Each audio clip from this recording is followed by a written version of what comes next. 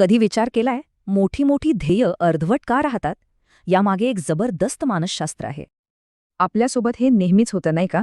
मोठ्या उत्साहात एखादी गोष्ट जाहीर करतो, पण ती कधीच पूर्ण होत नाही. म्हणजे बघा, मी नक्की जिम लावणार किंवा मी नवीन बिझनेस सुरू करणार. जोश भरपूर, पण पुढे काय? आणि नाही, हा आळशीपणा नाहीये. याचं उत्तर आपल्या मेंदूच्या एका विचित्र खेळात दडलंय. मानसशास्त्र एक धक्कादायक गोष्ट सांगतं. ध्येय इतरांना सांगितलं की ते पूर्ण होण्याची शक्यता कमी होते.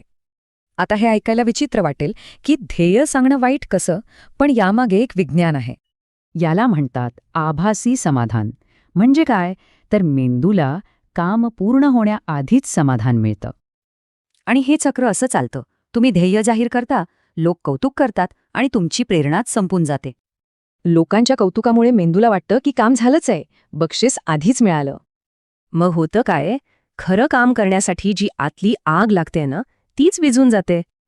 बरं, मग जर घोषणा करणं हीच अडचण असेल, तर मग यशासाठी सोपा नियम तरी काय आहे?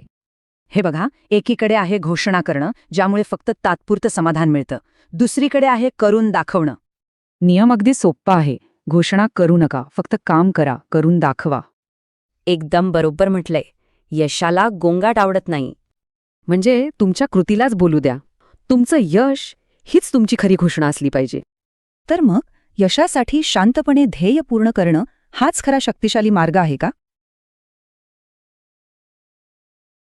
मनाचे खेळ, परीस फाउंडेशन.